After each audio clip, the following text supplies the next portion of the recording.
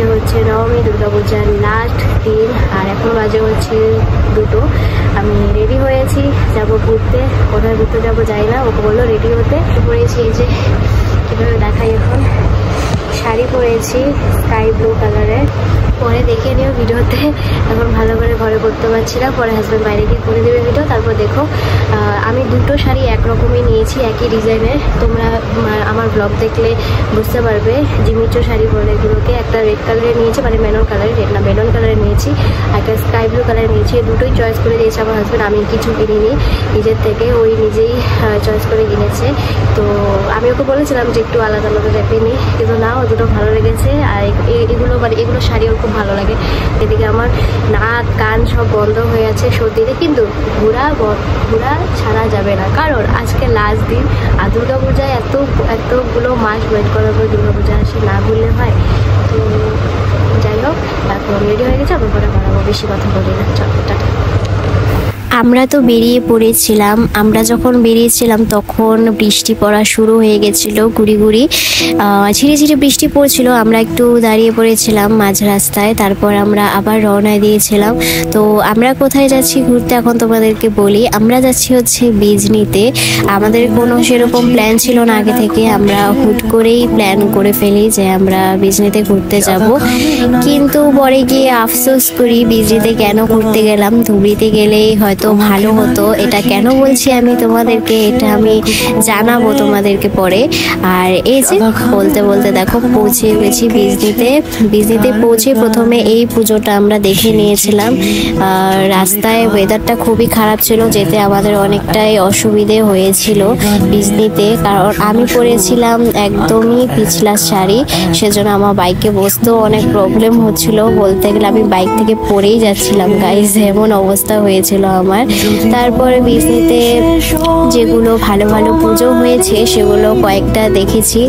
আর আমার তো একদমই শরীরটা ভালোই লাগছিল না, কারণ তোমাদেরকে তো শেয়ার করেছি আমার জ্বর সর্দি সব একেবারে হয়ে গেছিলো। আমি জানি না পূজার সময় আমার শরীরটা কেন হাল ছেড়ে দেয়, কিন্তু শরীর হাল ছাড়াও আমার মনের জোর মানে মনের জোর আর কি ছেড়ে যায় না, কারণ দুর্গাপূজা 1 বছর পর অপেক্ষা করেই আসে। তো সেজন্য আমি চাই না যে নবমীর লাস্ট দিনটা আমি মিস করি না ঘুরে শরীর খারাপের জন্য, সেজন্য ঘুরতে বেরিয়ে পড়েছিলাম। তো দেখো বলতে বলতে বিজনিতে যে একটা পুজো আমার সবচেয়ে বেশি ভালো লেগেছে, ভালো লাগার মতো ভালো লেগেছে, সেটা হচ্ছে এই পুজোটা। এই পুজোটার ফটো আমি সবার হোয়াটসঅ্যাপ স্ট্যাটাসেই আমি দেখেছিলাম। আমার মনে হচ্ছিল যে এটা বিজনিতেই হয়েছে, তাই আমি বিজনিতে গিয়ে পুজোটা পেয়েছি। আর আমার এটাই বিজনির মধ্যে খুব ভালো লেগেছে পুজোটা।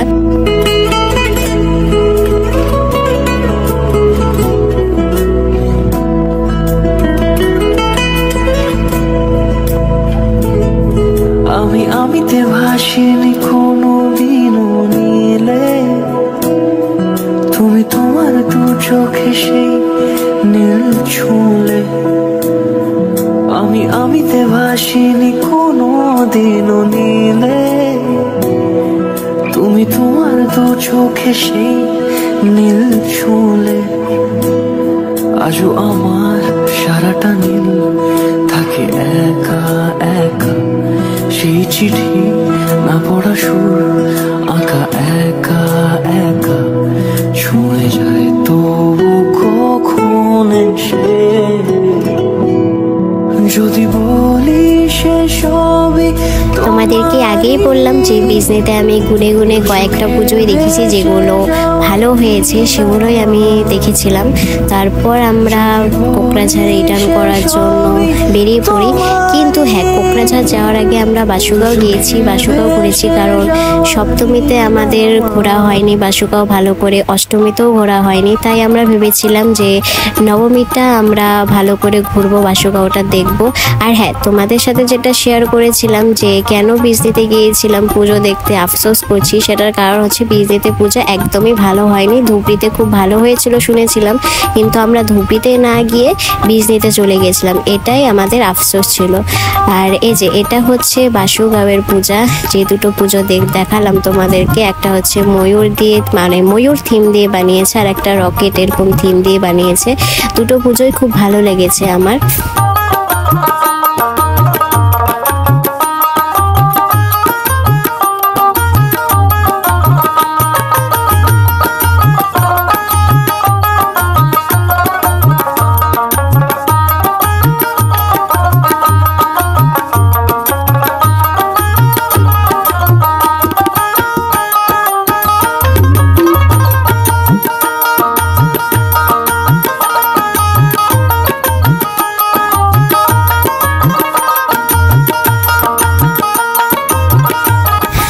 এবার আমার বাসুগাঁওর পুজোগুলো ভালোই লেগেছে, খুবই ভালো লেগেছে বলতে গেলে। বিজনির পুজো আমার প্রত্যেকবারই ভালো লাগে, কিন্তু এই বছরটা আমার বিজনির পুজোটা একদমই ভালো লাগেনি। তাই আমি বারবার আফসোস করছিলাম যে আমি কেন ধুবড়িতে গেলাম না। আমার হাজব্যান্ড আমাকে বলেছিল যে ধুবড়িতে চলো ঘুরে আসি, আমি ওকে জিদ করে বলেছিলাম যে না আমরা বিজনিতে যাব, ধুবড়িতে যাব না। আমার বলার একটা কারণ ছিল যে বৃষ্টিও পড়ছিল, ধুবড়ি হয়তো দূর হয়ে যাবে, সেই ভেবে আমি ওকে মানা করেছিলাম, কিন্তু পরে গিয়ে আমি নিজেই আফসোস করি। তো এই যে দেখো এই পুজোটা, এই থিমটা আমার খুবই ভালো লেগেছে, রাজবাড়ির মতো সুন্দর করে বানিয়েছে। আমার এটা সবচেয়ে বেশি ভালো লেগেছে বাসুগাঁওর মধ্যে। আর লাইটিংগুলো তো জাস্ট আমার মানে বলার বাইরে, অনেকই ভালো লেগেছে আমার।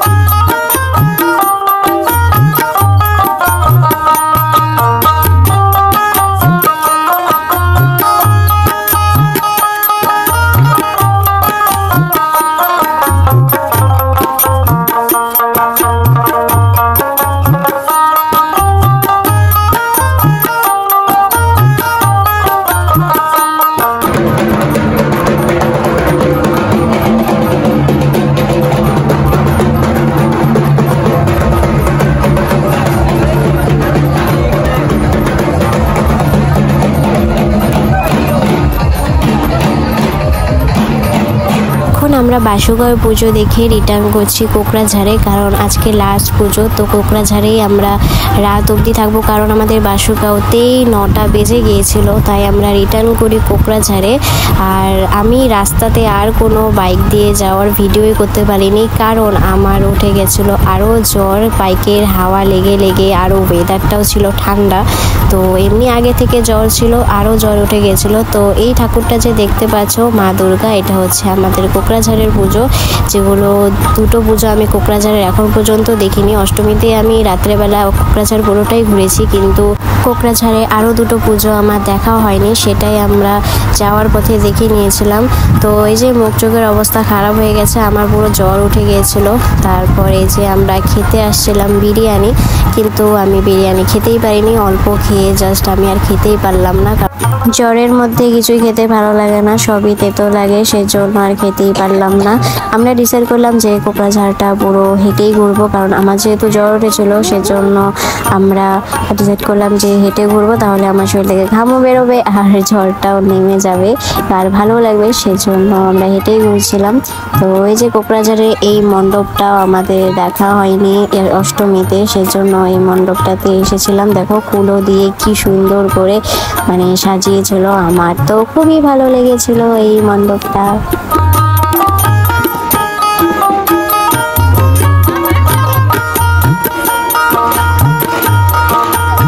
সব পুজো ঘুরে এই যে আমাদের বাড়ির পাশে মণ্ডপটাতে বসেছিলাম কিছুক্ষণ। ভালো লাগছিল, যেতে ইচ্ছে করছিল না ঘরে, কারণ অনেকটা রাত্র হয়ে গেছিল, ঠিকই 1-1:30টার মতো বেজে গিয়েছিল, কিন্তু আমার তাও যেতে ইচ্ছা করেছিল না। আমার হাজব্যান্ড তো টায়ার্ড হয়ে গেছিলো আমার সাথে ঘুরে ঘুরে, বাট আমার একদমই ভালো লাগছিল না ঘরে যেতে।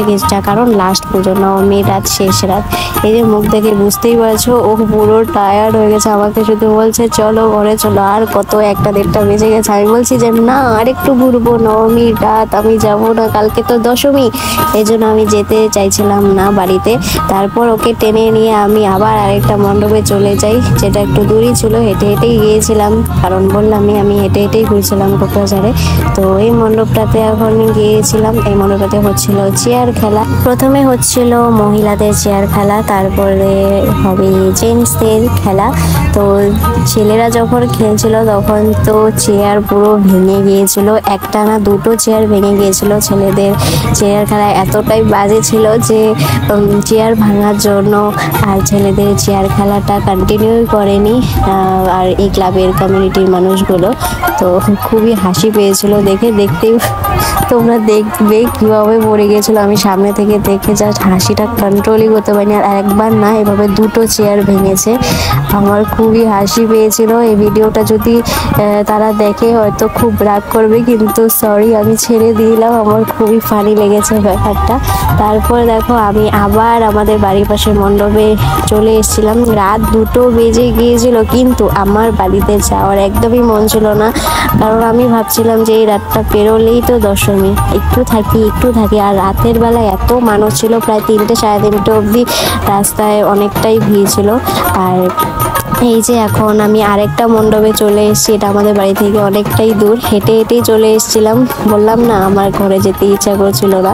তো এখানে পুজো দেখছিলাম কিছুক্ষণ।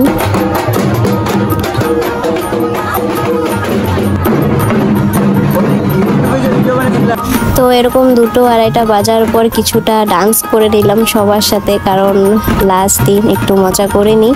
তারপর ঢাকের তালে কোমর দোলে একবারে ডান্স করে তারপর আমরা বাড়িতে চলে আসি।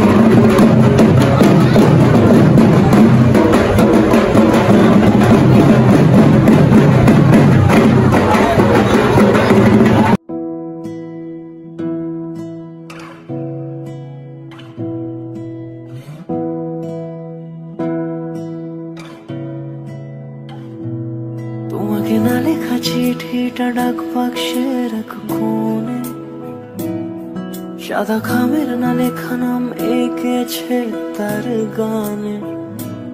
তোমাকে না লেখা চিঠিটা ডাক বাক্সের এক কোণে, সাদা খামের না লেখা নাম এঁকেছে তার গানে।